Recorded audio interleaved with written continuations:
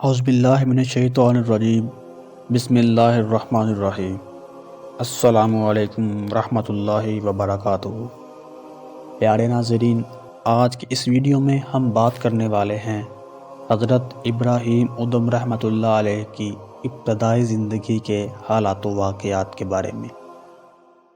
حضرت ابراہیم ادھم رحمۃ اللہ علیہ بہت شان و شوکت اور جلال کے ساتھ سلطنت کیا کرتے تھے کہ ایک روز دربار عالم میں ایک شخص دیوانہ وار چلا آیا۔ تمام آیان حکومت، ارکان سلطنت اور خدام میں سے کسی کی جرت نہ ہوئی جو اسے روکے کہ اس کے چہرے سے ہیبت نمایاں تھی۔ وہ تخت کے قریب آ کر کھڑا ہو گیا تو آپ نے پوچھا، تو کون ہے اور کس غرض سے آیا ہے؟ وہ بولا کہ میں سرائے میں ٹھہرنا چاہتا ہوں۔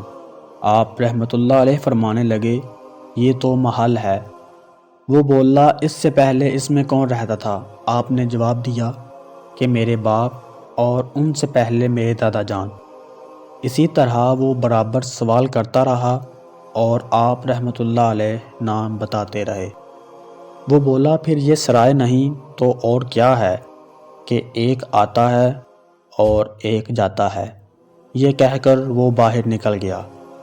آپ رحمۃ اللہ علیہ تخت سے اٹھ کر پیچھے گئے اور جا کر پوچھا کہ آپ کون بزرگ ہیں؟ جواب ملا، حضرت خضر علیہ السلام۔ یہ سنتے ہی آپ رحمۃ اللہ علیہ کے قلب میں ایک آگ سی لگ گئی۔ اس کے بعد آپ گھوڑے پر سوار ہو کر جنگل کی طرف نکل پڑے۔ دل میں ایک آگ لگی ہوئی تھی۔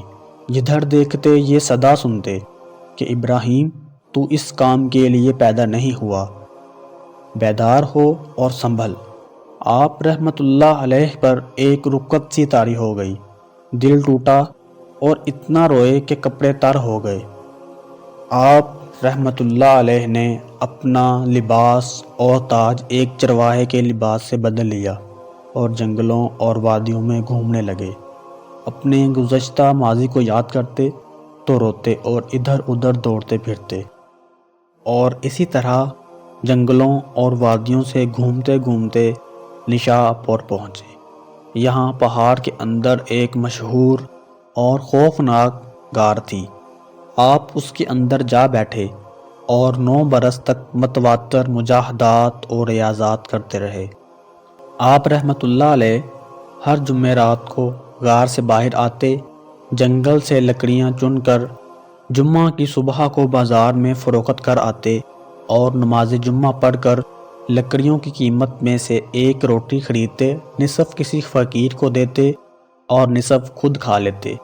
9 برس گزرنے کے بعد آپ کی جو شہرت ہوئی تو آپ یہاں سے نکل کر غائب ہو گئے۔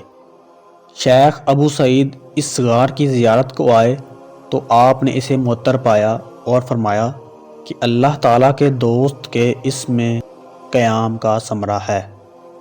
غار سے نکلے تو جنگل میں حضرت خضر علیہ السلام مل گئے۔ آپ رحمۃ اللہ علیہ ان سے بیعت ہوئے اور کچھ نعمت باطنی پائی۔ یہاں سے آپ ہر قدم پر 2 رکعت نماز پڑھتے ہوئے 14 برس میں کعبہ شریف پہنچے۔ آخر آپ مکہ معظمہ ہی میں مقیم ہو گئے۔ بہت سے لوگ بیعت ہوئے۔ آپ رحمۃ اللہ علیہ لکڑیاں لا کر فروخت کرتے یا کھیتیوں اور باغوں کی نگرانی کرتے اور اس سے ملنے والی اجرت سے گزارا کرتے تھے۔